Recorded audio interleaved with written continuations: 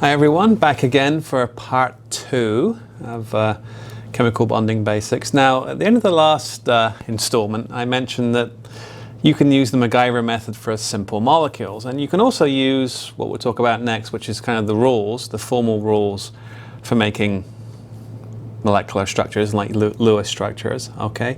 And they do work for everything, okay? But I like to use them really for more complex examples, okay? So if you can MacGyver them with the easy Lewis symbols to make easy Lewis structures, like in the last few examples, fantastic, gets you to the same place.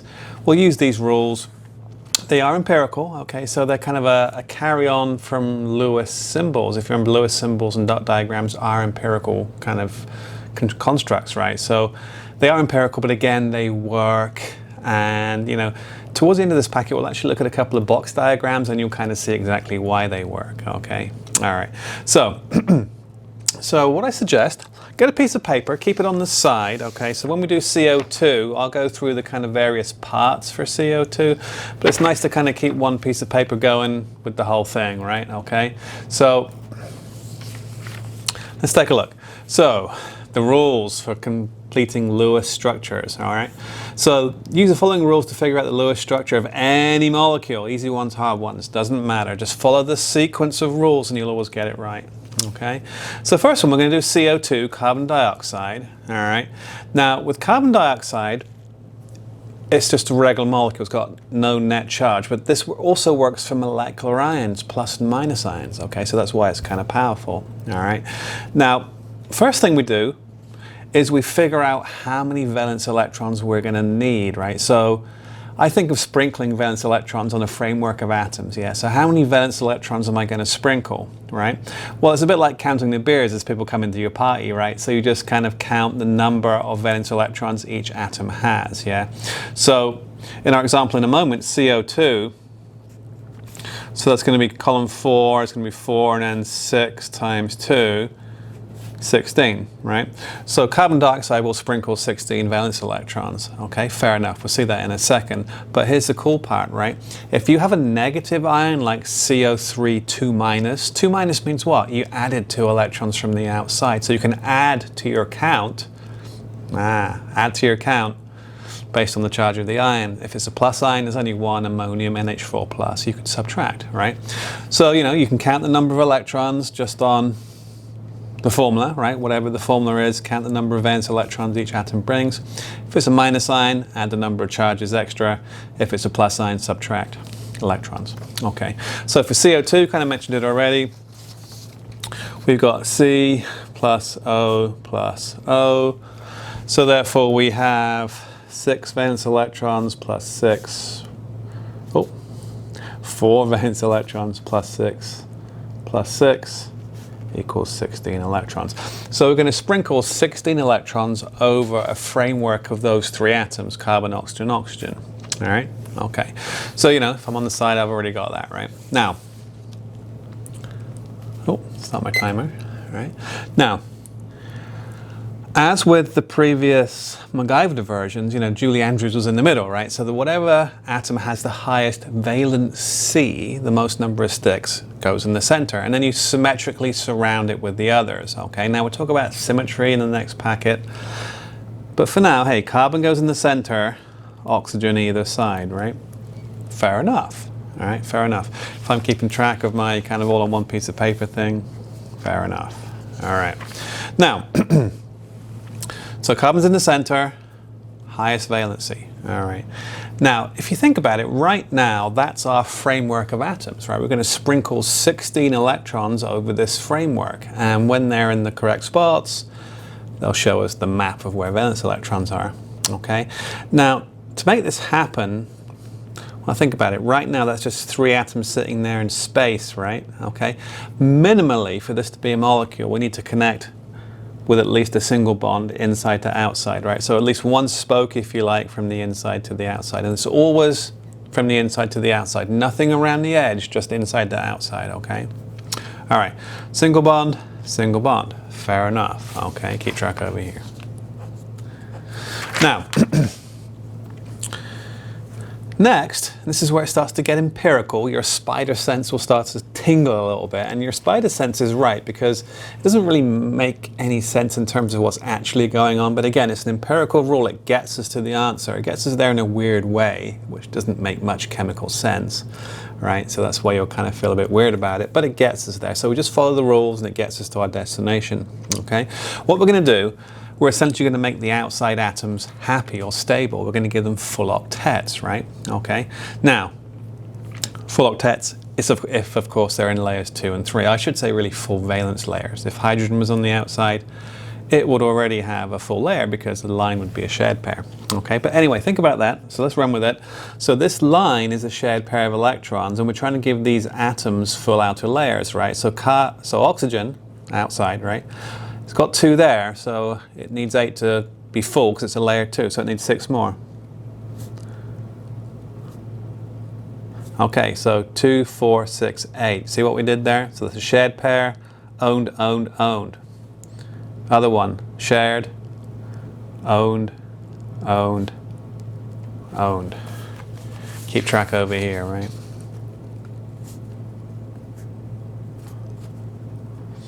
Now that looks nothing like the actual map, right? But we're kind of halfway there.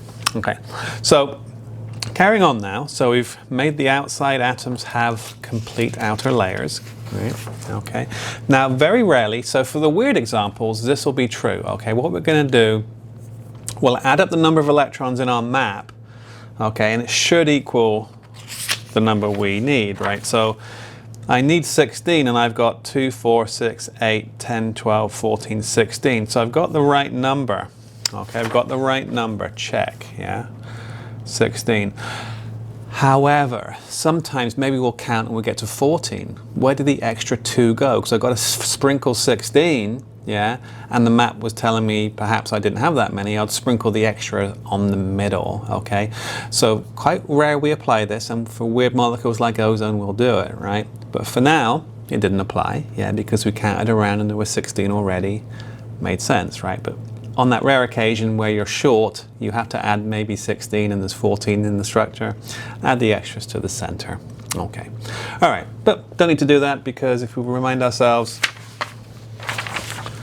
we needed 16.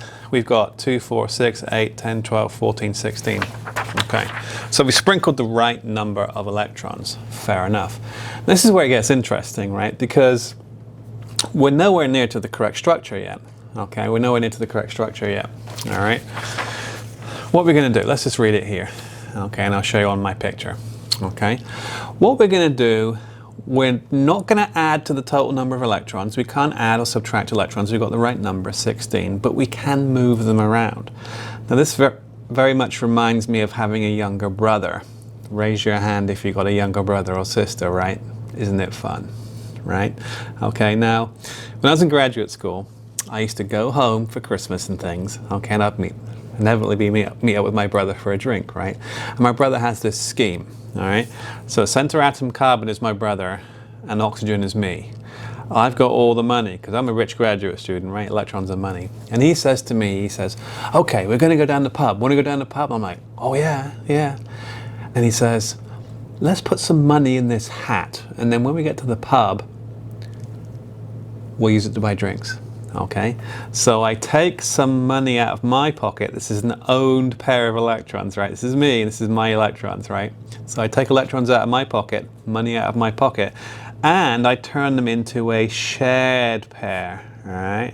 Okay, I didn't change the number of electrons. I just changed the ownership. So going from my pocket to the hat, right? Interesting.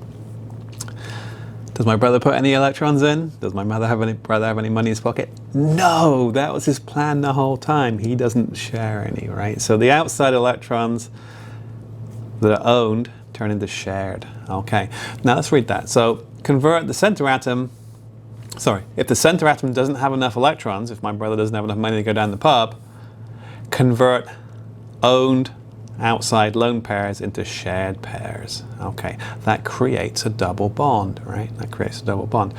Now, let's check the valencies.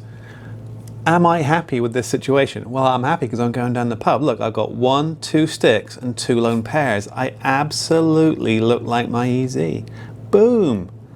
Oxygen is now perfectly stable. It looked weird before with the 1 stick and the 3 lone pairs, but now it's correct valency. It looks like it's EZ, right? How about carbon? 2, 4, 6 electrons, 3 sticks, needs 4 sticks. Needs to look like that, right? It doesn't. Oh, so what we're going to do? Let me introduce you to Gary. Gary is going to throw some money in the hat too and come down the pub with us. Everybody's happy. That makes sense? Okay. So when the valencies aren't working, you've sprinkled the correct number of electrons, but the valencies aren't right. You turned own pairs on the outside into shared pairs, okay? And then carbon, 4 sticks. Oxygen, 2 sticks, 2 lone pairs, 2 sticks, 2 lone pairs. It's right. Double check the valency of all atoms and total number of electrons. 2, 4, 6, 8, 10, 12, 14, 16. It works, okay? So that, and there's the picture, that's the structure of carbon dioxide. You may have been able to MacGyver that, knowing that carbon makes 4 sticks, oxygen makes 2. That's the only combination that works, a pair of double bonds, right? It was tricky because it was the first time you've seen maybe a pair of double bonds, but that's the correct formula. Okay, now what I want you guys to do, follow the rules explicitly, okay? Follow the rules explicitly and try and do CH2O and CO3 2 minus. This last one, carbonate ion, interesting, right? Carbonate ion, interesting. All right. So pause there, come back. All right, you're back. So this one, CH2O, let's just, there's room enough here to do it, okay? I'll probably go into a separate piece of paper for the other one. But CH2O, so CH2O, so that's 4 valence electrons. I'm following the rules, of course, right? Okay, so rule 1, sum the valence electrons. So 4, and then hydrogen, that's 2, and then another 6, that's 12. So I'm going to sprinkle 12 electrons over this structure. Okay. Next rule, the one with the highest number of valencies, right, in the center, carbon, and then the other symmetric around it. There's 2 H's and an O, so I'm going to go somewhat symmetric.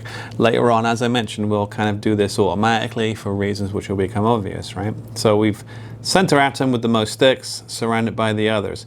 Then, that's just 3 atoms in space. We got to have all the atoms stuck together with at least 1 bond. Okay. All right. That was rule 3, connect the atoms to the center with 1 bond. Now, number 4, complete the valence shells of outside electrons. Now, here's the weird thing. Hydrogen is in row 1. It only needs 2 electrons to have a full layer. A line, a stick, is a shared pair of electrons, so it's okay. Hydrogen will always be kind of naked with just the 1 stick, if that makes sense, all right? That's not true for oxygen, right? So there's a shared pair, that's 2 electrons, and just like the last example, I need 6 more to make a full layer, okay? And that hydrogen is just the same as that one. All right, now, we're at that point where we count them up. Question, well, point number 5, any extras go in the center. 2, 4, 6, 8, 10, 12, 12. 99% of the time it's good, and it's also good in this case. Now you ask yourself the question, are all the atoms stable? Are all the atoms happy? Okay, well, hydrogen's good, right? So if I look at hydrogen, looks just like it's EZ, right? A stick, that's it. What about carbon? Well, no, carbon has 3 sticks and it needs 4 to be stable, right? Have its correct EZ. Oxygen, also unhappy. It needs 2 sticks and 2 lone pairs, not 3 lone pairs and 1 stick. So it's got the right number of electrons, they're just not arranged correctly. So what do we do? Down the pub. Okay, so turn own pairs into shared pairs, and that's the answer. Okay, so CH2O, there it is. All right, now the next one, hopefully you tried it, okay? Hopefully you tried it. Maybe I'll kind of do it underneath this one, so let me just fold this up out of the way here. Okay, so let's do CO3 2 minus from the top, right? Rule number 1, all the electrons. Carbon, 4. Oxygen, 3 of them, times 6. And then the extra 2, because it's a molecular ion, right? Okay, got it, right. So 18, 20, 24. Oh, that should make me feel good. 24 is a multiple of 8. And oftentimes you'll see multiples of 8 in the total number of electrons because, you know, octets need 8. Okay. Now, we've got a number of electrons. We're going to sprinkle 24, right? Now, let's put the atom with the highest valency in the center. Carbon, 4 sticks. Oxygen, 2 sticks. Carbon wins. Carbon in the center. Then we've got 3 other atoms around it. 1, 2, 3. A bit like CH2O, right? Okay. Next rule. How do we make them a basic molecule? 1 bond inside to outside. Fair enough. Then, complete outer valence layers. 2, 4, 6, 8. 2, 4, 6, 8. 2, 4, 6, 8. Count the electrons. If we're short, put them on the center. Count them. 2, 4, 6, 8. And then again 8, and then again 8. 3 8s are 24. Okay. Now, obviously, that's not right. Carbon has 3 sticks right now. Oxygen, in each case, has 1 stick. And that's not going to work, right? So now think about it. How do we fix this with CO2? Well, we turn single bonds into double bonds by moving electrons around. There. All right. So now look at this oxygen. Look at this oxygen by itself. 2 sticks, 2 lone pairs. That oxygen is stable. It looks like it's easy, right? Okay. How's carbon doing? Carbon has 4 sticks. Carbon is stable. Boom. What about this oxygen? And this one? Well, this is where we have a weird example. They have the right number of electrons, 2, 4, 6, 8, 2, 4, 6, 8, but they don't have the right valency. Can I do like it is in CO2 and put another one in there? I can't, right? I can't put another double bond there because then center carbon would have 1, 2, 3, 4, and then one more, 5 bonds. That's 10 electrons. I can only get 8 electrons in that second layer for carbon, right? So I can't put like 10 electrons in an 8 electron bag. So that's only as good as you can do. And these kind of atoms on the outside, I'll give them the kind of the old Mona Lisa smile, right? They're kind of ambivalent, right? Because they're sort of happy and sort of not happy. They got the right number of electrons, but not in the correct arrangement. And that's as far as the model takes you, right? That's as far as the model takes you. So what we do, we put a box around it because it is a molecular ion, okay? And then put a 2 minus up there. In there somewhere are 2 extra electrons. Remember, we counted the extra 2 in the 24. There are 24 electrons, okay? Now, that is called a resonance form, okay? Because it's one of 3 possible answers, isn't it, right? If you think about it, did I have to put the double bond here? No, I didn't. I could have put it here instead, or I could have put it here instead. So we actually have to write the 3 separate answers together, right? So this is one valid answer, but so is this. So I'm going to have a single there and maybe a double there. Oh, move it up so you can see it.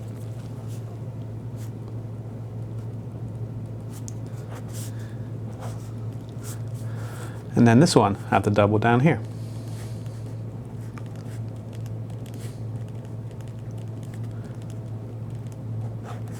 Okay, so it turns out that the carbonate ion has 3 resonance forms, which is super, super important, right? Because resonance forms lead to stability, right? So if I look here, is there more than one way to write the Lewis structure for carbonate? Yes, there are 3 ways to draw it, right?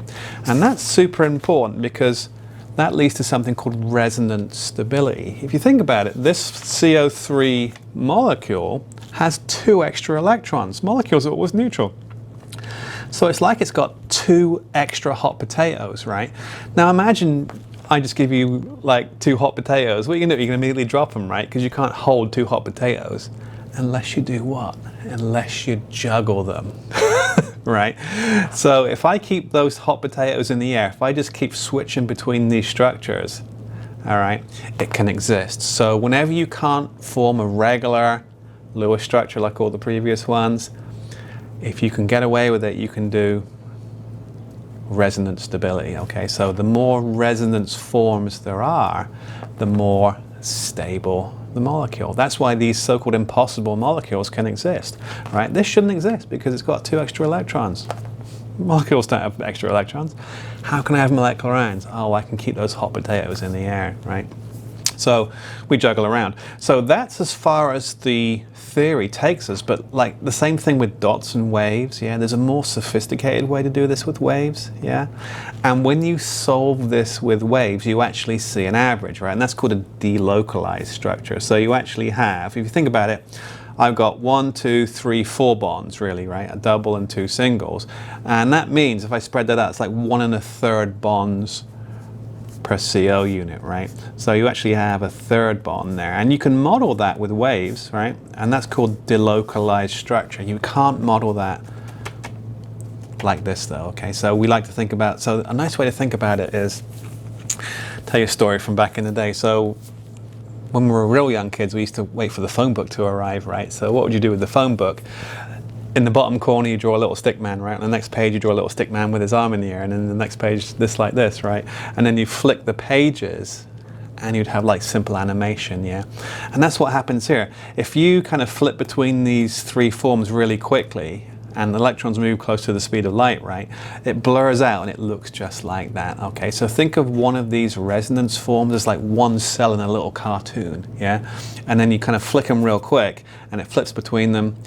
You see motion, you see animation, and it looks like that on average, okay? So no way, it doesn't look like that at all in nature. That's like a static picture, but it's just one cell out of a cartoon, okay? Kind of neat, right? Okay, so the bottom line is, if you've got a molecular ion, you need resonance forms, okay? If you've got any kind of weird structure, you need resonant stability, you need resonance forms. You've got to keep those hot potatoes in the air.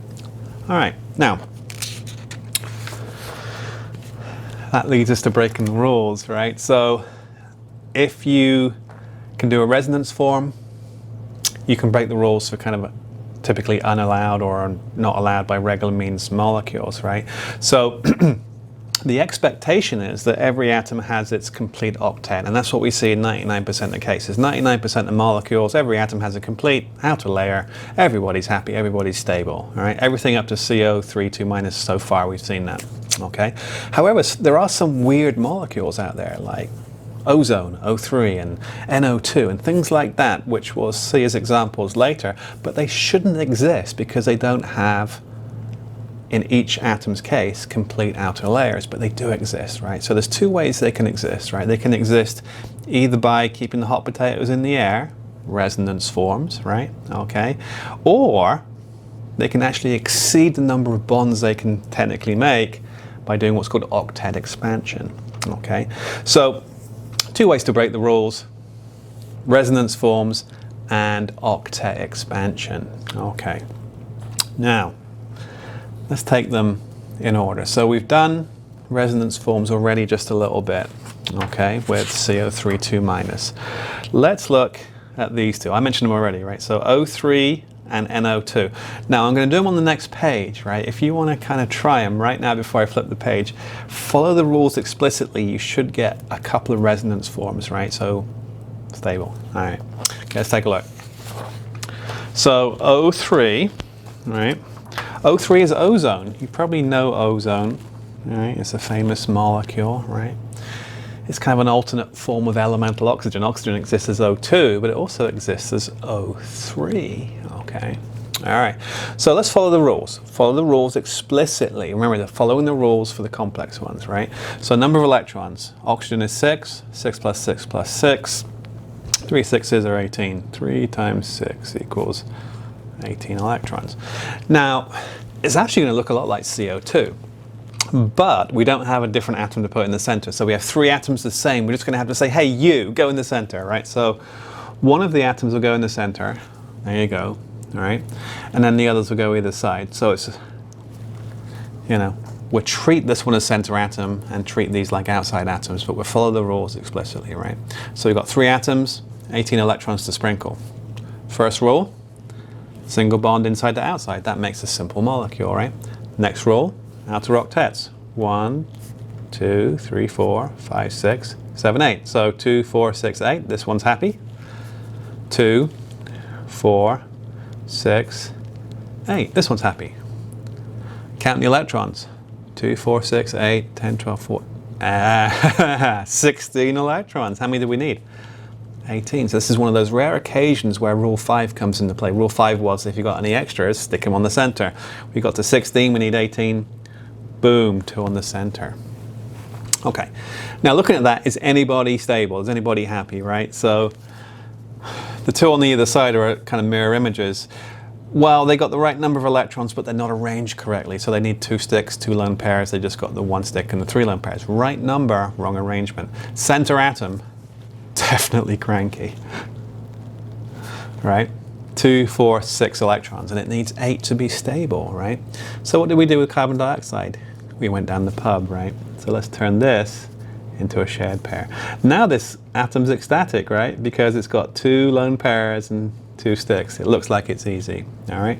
This guy here, 2, 4, 6, 8, it doesn't have the right number of bonds, so it's one of those ambivalent situations, right? It's got the right number of electrons, but not the right bond arrangement. Same as this guy, right? 2, 4, 6, 8. There we go. So I got 2 like, and 1, Now that molecule shouldn't exist, right? Because not everybody's happy, right? The key with molecules is to keep everybody happy some of the time, right? So what we do, because it's a resonance form, we stick a box around it, okay? And then, think about it for a second. Did I have to put the double bond here? No, I could have put it over here to keep this guy happy, right? And that's exactly what I'm gonna do. Smiley face is optional, right?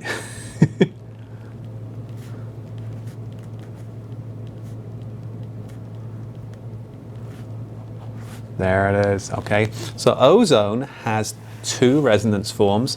It's literally flipping that in real life, right? This is just, remember, each resonance form is like a snapshot in time. In real life, it's flipping that electron, extra electron a pair, to and from to make single and double. So that's actually 1.5 bond order, isn't it?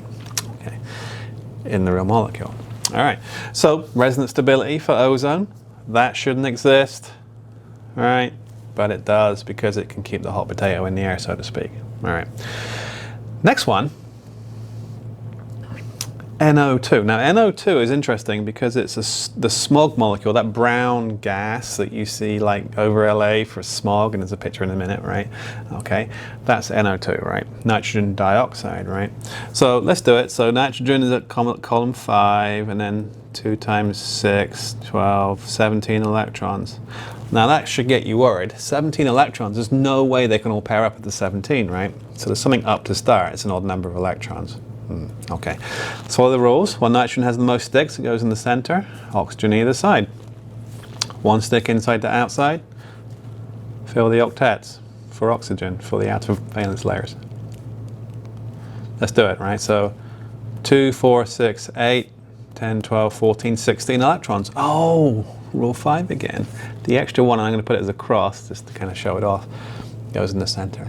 Interesting. All right. Now, is anybody happy? Well, no, right? Again, outer oxygens have the right number of electrons, they're just not arranged correctly. And nitrogen needs 3 bonds, right? And a lone pair. It's got 2 bonds, so we can fix that. There. Put a box around it. So now it's got 2, 4, 6, and 1 will make 7 electrons and 3 bonds with 7 electrons. So I'm missing a single electron from a lone pair there to make it perfect, but that's the best I can do. If you think about it, if I tried to turn these into a double bond, would not work, right? Would not work. Why? Because I'd have 2, 4, 6, 8, 9 electrons in an 8 electron bag, if that makes sense. Okay. All right. So that's as best as I can do, but again, I can have resonance forms. There we go. Okay. Now, NO2 is a brown gas, right? Why? Now, if you remember your spectrum of hydrogen lab, electrons can jump up and down in the atom and absorb and emit light, right? Same here, but it's within what we call molecular orbitals. So that's free electrons able to jump around, absorbs light, and it looks brown. Okay. All right. Now, I'm about to run out of time, so I'll pause there and I'll come back real quick. All right, so we're back. Now, these two molecules are of some environmental significance, of course. Now, you may remember a few years ago there was the crisis involving the ozone layer. Okay, what was all that about, right? Well, here's a picture. Yeah, so it turns out that the planet was developing a bit of a bald spot, right? So ozone is in the upper atmosphere, O3. Turns out, if I look over here, if I go back, I kind of mentioned it already. Turns out that if I combine these two resonance forms to form the average, what it really looks like in nature, it's got like a 1.5 bond there. Okay.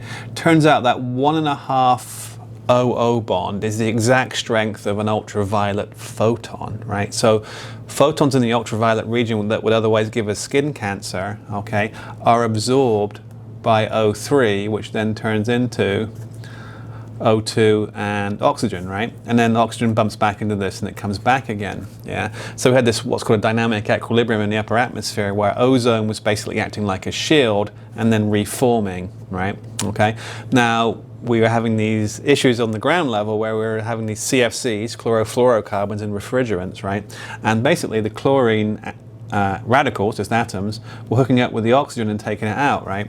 So then it was just basically a one-way street. There was no return journey. So the ozone layer was depleting, and it was happening quicker in Antarctica because of the microscopic kind of ice particles in the atmosphere which acted as a surface for it to happen on, right? So quicker, catalyst, all right?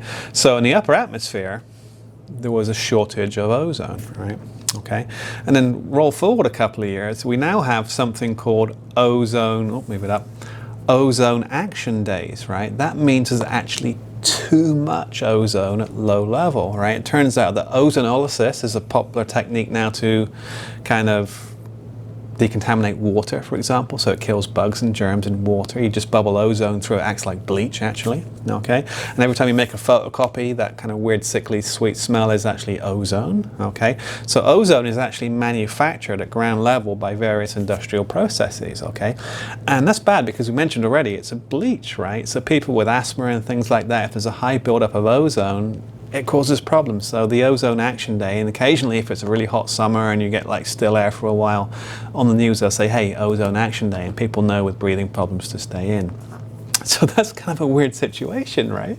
That's a weird situation because we have too much ozone down here at ground level and not enough ozone up there blocking the ultraviolet, right? Fortunately, the upper atmosphere is kind of recovered, right? But lower atmosphere is still too much, right? Now, I have a theory how to fix both problems. It's called the BAF theory. Can you think what BAF stands for? Big ass fan. If you can somehow mix the upper and lower atmosphere, it'll solve all our problems. Unfortunately, the upper and lower atmospheres just don't mix. Okay. There's a picture of LA when it was really smoggy. That brown color was due to NO2, which is produced when you have poor combustion in the gasoline engine. So the nitrogen and the oxygen from the air actually react with each other to make NO2. And again, it's that one kind of loose electron rattling around in there that gives it its color. Okay, so that's kind of interesting. All right, now, octet expansion. Now, I showed you this before, right?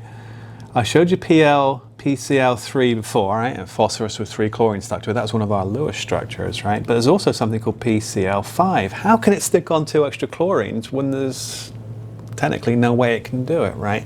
Well, it can through a process called octet expansion, right? So you can write Lewis structures for these crazy molecules that actually exist and are stable, but you can't explain them with simple formula, okay?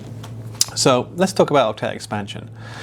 So for an atom to make more bonds, that's what octet expansion means. So instead of having 8 electrons around the center atom in phosphorus, maybe I can have 10, right? If I have 10 electrons, that's 5 bonds, right? Because 2 electrons per bond, right? So how can I make more room? How can I make more room around center atom? Well, things must be in the way explained here, right? So the atom must be bonded. So we're going to, phosphorus, for example, will undergo octet expansion, as will sulfur and other things we'll talk about, right? But the thing you're making a bond with must be super electronegative, right? So the top 3 are oxygen, fluorine, and chlorine, right? So if I take oxygen, fluorine, and or chlorine and bond it to something, those bonds are strong, so I can get in there and wrench out electrons, okay? So you're actually pulling out electrons which would otherwise be unreactive, right? You're actually promoting them. If you think about, we've done it already, you think about the difference between the carbon ground state and bound state configuration, we saw an S to P promotion. Here we're actually going to promote to the D, which we'll get to, okay? So we're pulling something from the same level from an S to P to D, okay? All right. That's why the second criteria must be met, right? The atom, okay, so the atom, for example, phosphorus, must be bound to oxygen, fluorine, or chlorine because it can pull those electrons out, make a super strong bond, right? And then the atom in the center, phosphorus, for example, must be a row 3 or lower. Why? Because in row 3, we start to have accessible d orbitals. We're going to use those d boxes essentially to make bonds, okay? So it only happens in row 3 and lower because center atom must have accessible d orbitals, okay? All right, so that's, if we look at the periodic table, it's kind of a magic region, okay? And it says here, atoms that undergo octet expansion, the classics are phosphorus, sulfur, chlorine, bromine, and iodine, right? If I'm going to draw you a map, and I'm going to include a couple of extra ones as well, okay? There. That's the region of awesomeness, right? So phosphorus, sulfur, chlorine, bromine, iodine, and yes, xenon. We're going to get to some chemistry of xenon. Xenon should not react, but those outer valence electrons are so far out they can be tugged out by oxygen and fluorine. Okay, so those are where we're going to see center atoms, and they must react with oxygen, fluorine, and if you're lower down, chlorine. Okay, so chlorine does double duty. It can be center atom with oxygen and fluorine, or it can be outer atom with bromine, iodine, usually. Okay. All right. Now then, let's talk about expansion. It's kind of exciting, right? As you can tell, I'm getting excited. Right. This goes back to that whole orbital box theory, right? So if you're a bit weak on what I was talking about with the orbital box diagrams, go back and take a peek, right? And come back. We'll wait for you. All right. Here's the bottom line though. Expansion can only occur within orbitals of the same principal quantum number. So if you remember the carbon bound to ground state, we promoted an electron from the 2s to the 2p to make more unpaired electrons, make more bonds. And my phrase at the time was, lend me $5 today and I'll give you 100 back tomorrow guaranteed, right? So that little bit of energy to promote from S to P was paid back hundreds of times over with stronger bonds, right? And that's exactly what we're going to see here, right? So in the third layer, all right, so if I have phosphorus column 5 electrons, right? If I do my, what's called the unexpanded, 1, 2, 3, 4, 5, right? Okay, there we go. And because it's got, let's do a little Lewis on the side, right? There.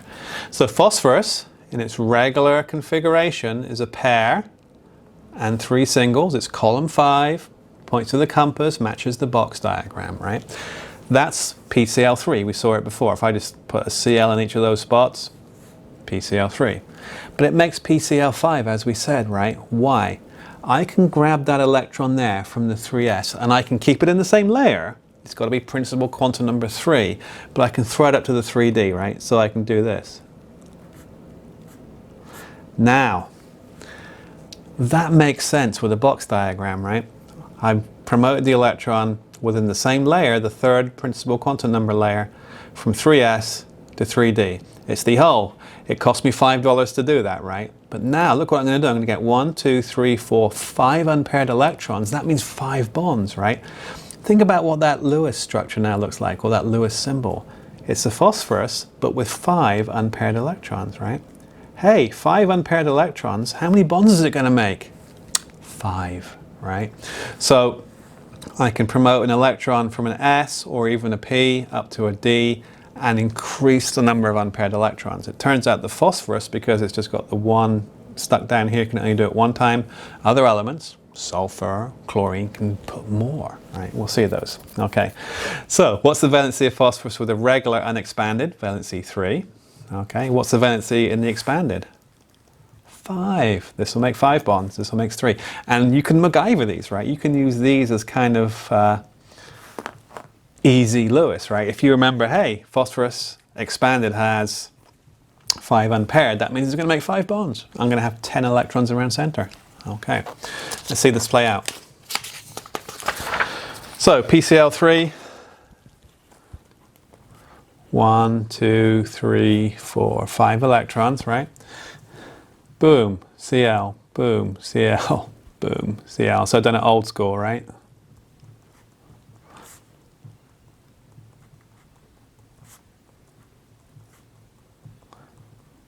That shared pair, and that shared pair are usually a line, of course, right? Okay, so I'll do that down here. P, it's on the previous page too.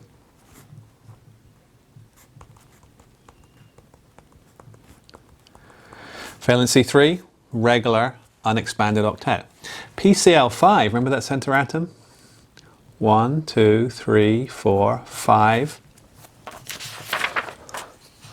Because I promoted up to here, right? If I turn those into sticks, I'll turn this into an EZ, right? Every unpaired electron is a hand that needs to be held. And then just fill out the extra electrons. You can do the rules if you want, okay? Okay, you can do the rules if you want, but it also works for EZ type structures. Okay. All right, so bottom line is this. Here's the trick. Electrons from the valence shell, and it's the 3rd layer, or if you're lower atom, 4th, 5th, whatever, it has to be 3rd or lower, right? Because that means there's 3D, 4D, 5D available empty spots, right? Electrons from the valence shell can be easily promoted to empty d orbitals in the same layer, okay?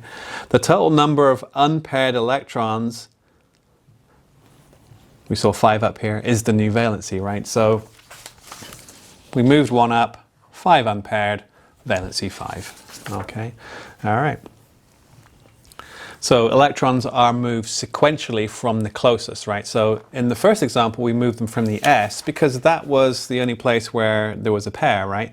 In later examples, there might be some in the 3p. If you think about the order of filling, P's are further out, so they'll get promoted first. We'll see that in sulfur and other examples. Okay. All right, so the trick is, draw yourself a nice little orbital box diagram, start promoting electrons. You can create a new center atom with the correct number of unpaired electrons, right? So, mentioned it already, phosphorus can only promote 1. Later examples can promote more than 1 because they've got more electrons that are paired. Okay, let's see that. Let's take a look. Sulfur. Sulfur is a classic example with examiners because sulfur can do regular, unexpanded, or ground state, right? It can undergo partial expansion, so it can put up 1, right, from 2, or it can promote all 2 of its kind of currently paired electrons. So let's take a look at that. So sulfur, remember, sulfur is in column 6, right? So its ground state is going to be 1, 2, 3, 4, 5, 6. We know that to be true, right? How does that play out with the box diagram? 1, 2, 3, 4, 5, 6. 2 pairs, 2 singles, 2 pairs, 2 singles. The classic ground state for column 6, right? That will make 2 bonds. There's a valency of 2. We saw H2S earlier. We even did the Lewis for that one, right? Okay. Now, it asks us to write the Lewis structure for SO2 partially expanded and SO4 fully expanded. Now, if you think about it, what does partially mean? Well, partially means do 1 from 2, right? So if I just push this 1 up here, what do I get? This is the partially expanded octet, right? That one goes up there. Predict, before I write it down, what the easy Lewis is going to look like. 1, 2, 3, 4 unpaired and a pair, right?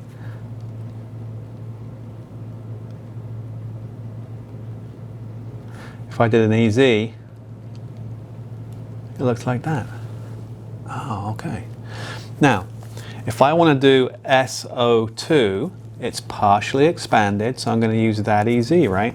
So SO2, S in the middle, those are there, right? And then, hey, I got 4 sticks. It just looks like CO2 at that point. Check your EZs, right? Oxygen, 2 sticks. Oh, I messed up.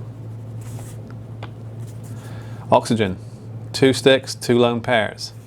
2 sticks, 2 lone pairs, right? Okay. Center sulfur, because it's now this partially expanded, it's one pair and four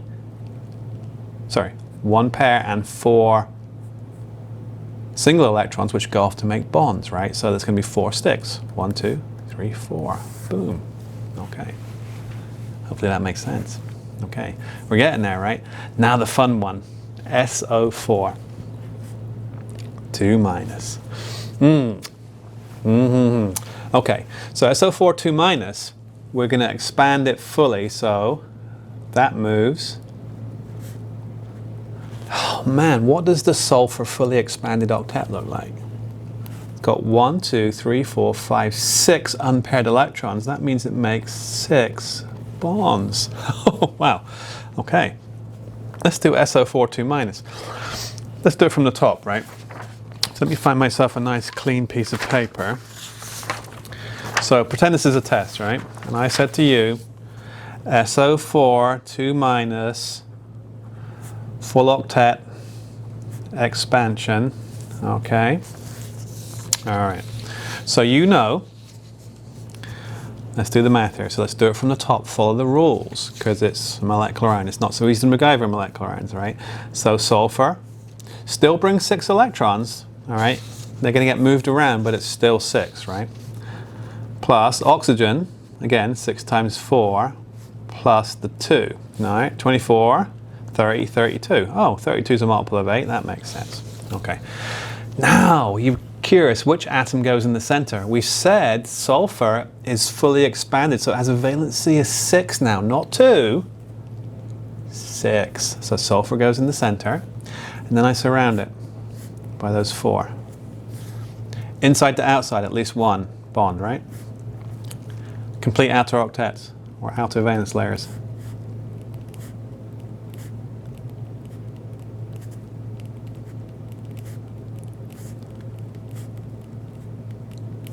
All right, count the electrons.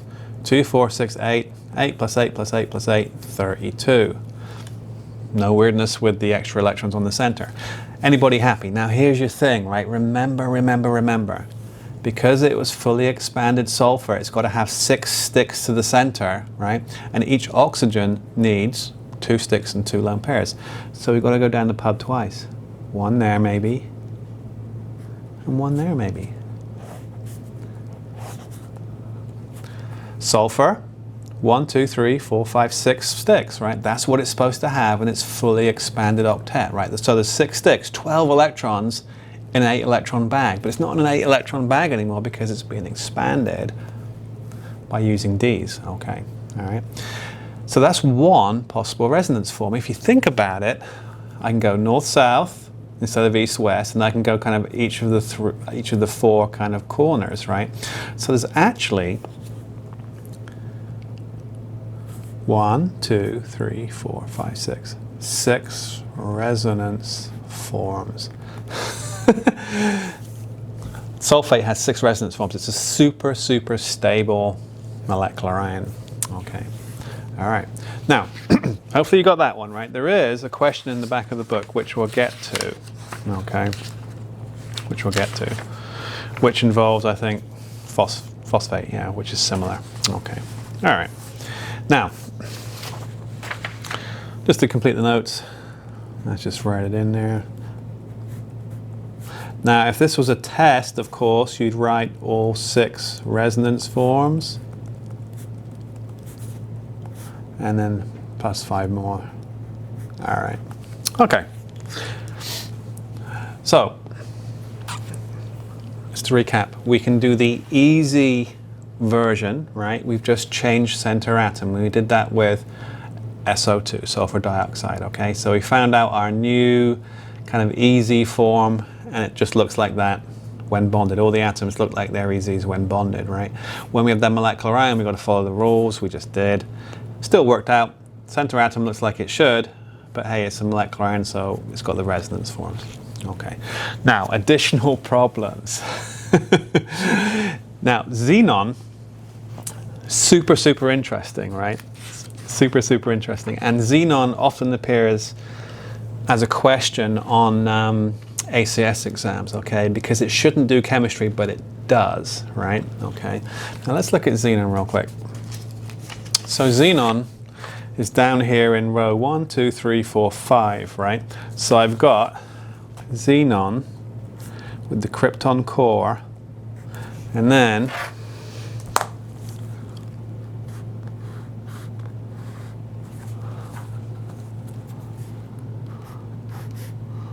all right.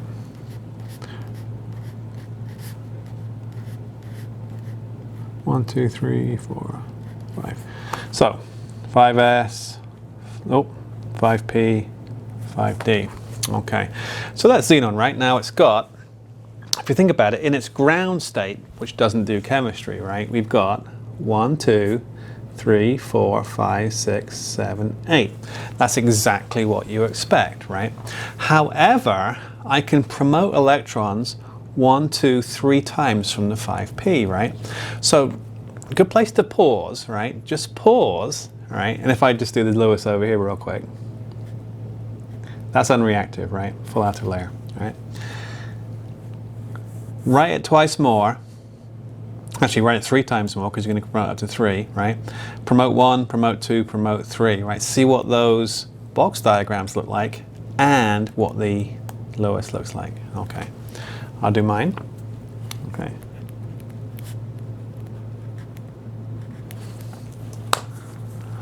I like rulers, gotta say it.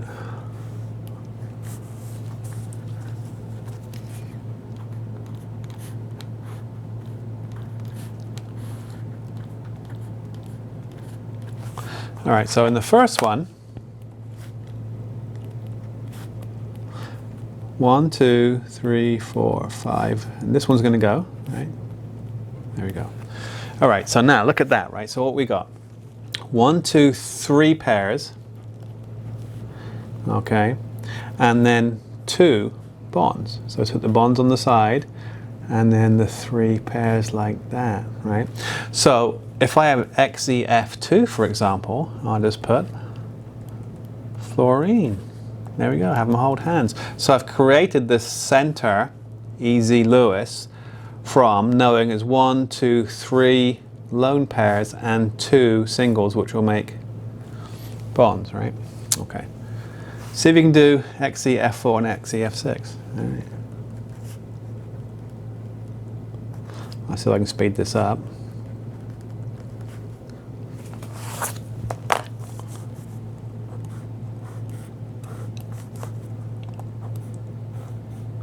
Oh, I'm not doing a good job.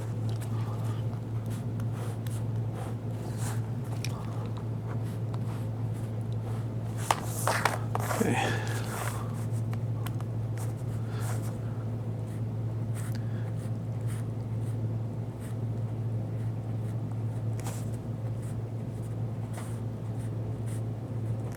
Oh. All right.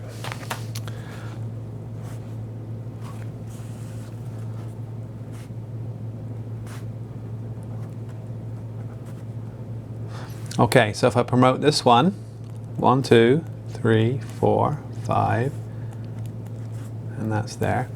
What does that look like? Well, it's 2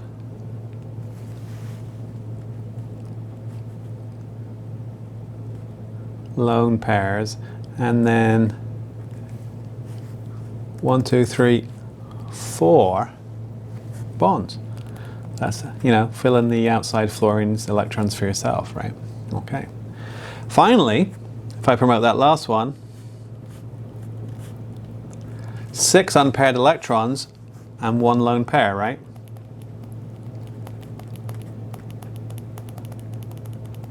It has to be with fluorine. There are a few exceptions with oxygen, but mostly it's fluorine in there doing that. Okay. So, create the center atom from the box diagram, just surround it by fluorine, you're good. Okay. All right. Okay. Now,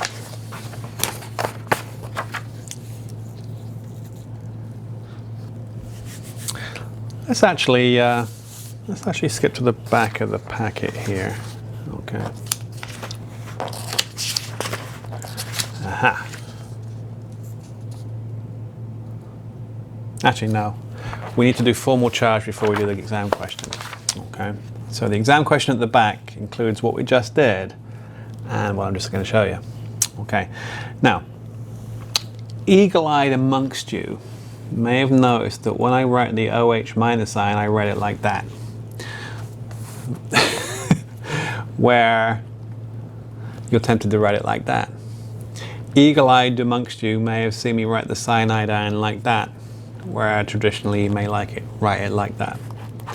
This gives a nod and a wink to where electrons are actually existing in molecular ions, okay? So we can kind of label where they're at by doing this thing called formal charge, right? So formal charge, it's a bit like redox, if you remember redox, it's kind of an accounting thing, okay? We can give each atom a formal charge, and if one atom is a formal charge of -1 and 1, 0, well, the electron's on the -1, isn't it? Okay, so it kind of nods to where electrons are living in molecular ions based on the formal charge of the atom involved, okay? Now, let's think about this. So we can draw a Lewis structure, so the first part is always to draw a Lewis structure, okay? And then if we've got a molecular ion, which of the atoms is the extra electron or electrons living on, so to speak? Okay, and that can be determined through formal charge. Yeah, it's another empirical model, but it works, right? Okay, this allows us to determine the quote-unquote best Lewis structure, all right? So, first things first, let's look at the cyanide ion, right, which is Cn minus, all right? So this thing here, right, Cn minus, right? So Cn minus, I'll put a bracket right like that. So carbon, let's do the number of electrons. We're going to do the normal Lewis structure. So carbon is 4, nitrogen is 5, and then 1 for the extra electron. That's 10 electrons, right? Okay. Now we'll treat it like a regular Lewis. Carbon has a higher valency than nitrogen, so carbon is center, but we're not going to surround it because it's only got one neighbor. If you like, it's surrounded by 1, right? Okay. So what we're going to do, at least one bond from the inside to the outside, complete the valence layer of the outside atom, which is nitrogen in this case. Count the electrons, any extras, put them on center. 2, 4, 6, 8. Oh, need 10. 2 more, I'll put them over there. All right. You could put them there, doesn't matter as long as they're on that atom, right? Now, does it look right? Does nitrogen have 3 lone pairs in the stick? No. Does carbon have a lone pair in the stick? No. So to fix that, we're going down the pub, right? Is that better? Well, carbon has 2, 4, 6 electrons. Nitrogen has 2, 4, 6, 8. Nitrogen's got the right number, but not the right arrangement. It needs 1 lone pair and 3 sticks. Carbon doesn't have the right number yet. So guess what? We can actually do it again. So that is cyanide, right? It's kind of a symmetric molecule. We've got carbon with a lone pair, 3 sticks, nitrogen with a lone pair, okay? That's just the first part, right? So then we'll kind of stop there, right? So that's the cyanide ion, right?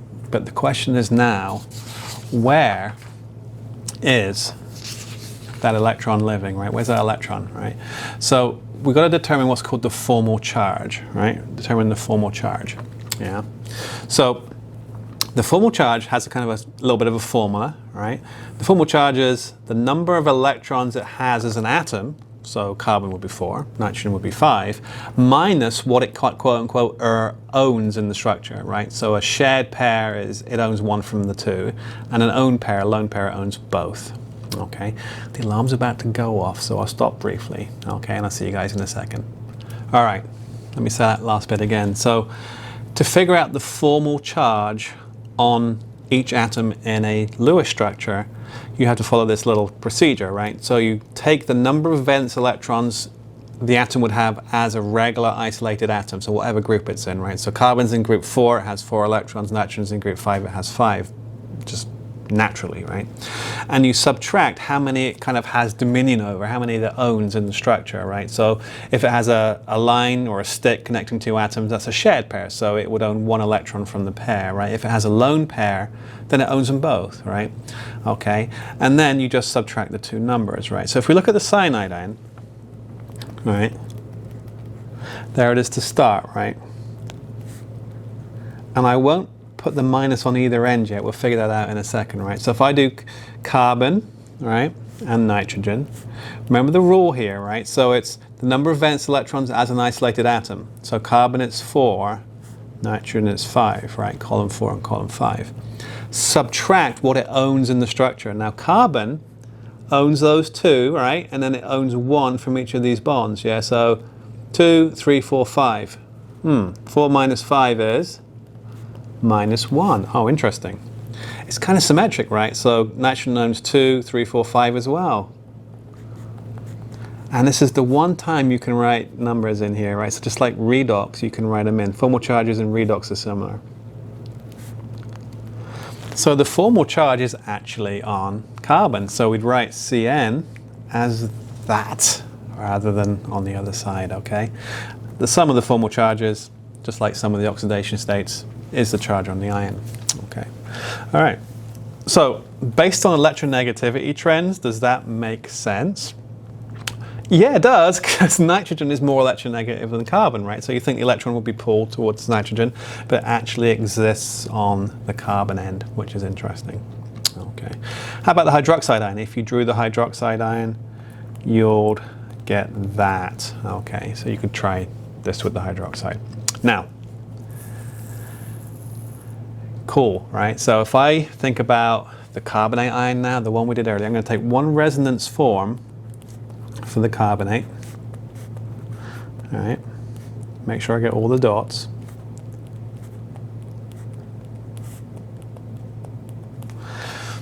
What are the formal charges on each of those atoms in the carbonate? And this is going to come up with a very interesting piece of information, right? So carbon, and then if you like, there's 2 kinds of oxygen in there. There's the A type with a single bond, and if you like, the B type with a double bond. So carbon, oxygen A, oxygen B, all right? Carbon, regular 4, right? 4 atoms, 4 electrons in the atom, valence. Oxygen 6, oxygen 6. Subtract what it has control over in the structure, right? So it's sharing 1 carbon, right? Carbon sharing 1, sharing 1, sharing 1, sharing 1, so it's 4. 4 minus 4 is 0, so carbon's formal charge is 0. A-type oxygen, right? So it's got 2, 4, 6, and then half of the 1 in there, so that's 7. Oh, minus 1. Interesting. So that's minus 1, and that's just the same. That's minus 1. Can you predict what the other one will be? Sum of the formal charges is the charge on the ion. We've already got 2 minus 1s and a 0, so it's got to be 0, but let's prove it, right? Oh, so 6 here. 2, 4, 1, 1 is 6 equals 0. Okay. So remember, there's two minus 1s, so it adds up to minus 2 total, right? So it turns out those extra 2 electrons which came in from the outside, we couldn't say where they were when we created this, but now we know they're on the A-type atom. And what I like to do, okay, is put like a little cross there, and it doesn't matter which one you choose on the A-type atoms, just put a cross instead of a dot, and that tells me, yeah, these are the electrons that came in from the outside. Boom, and it's a 2 minus ion, right? Okay, that's a minus 1 ion, we'd put that like that. Okay, fantastic, that's formal charge. Now, time for some drum roll, extra credit. Okay, so this one, I've shown you the sulfate ion, I've shown you the carbonate ion, I've showed you the carbonate with the formal charges, right? Okay, so I want you to draw a Lewis structure for the phosphate, include all resonance forms, right? Give you a hint, there's going to be 4 of them. Okay, so there's going to be 4 resonance forms for the phosphate ion. And you have to assume that phosphorus is completely expanded. And we already saw phosphorus as a completely expanded, right, when you put that 1 electron up there. So that little box diagram from a few pages back, that gives you the center atom's valency of 5. So 5 sticks around center.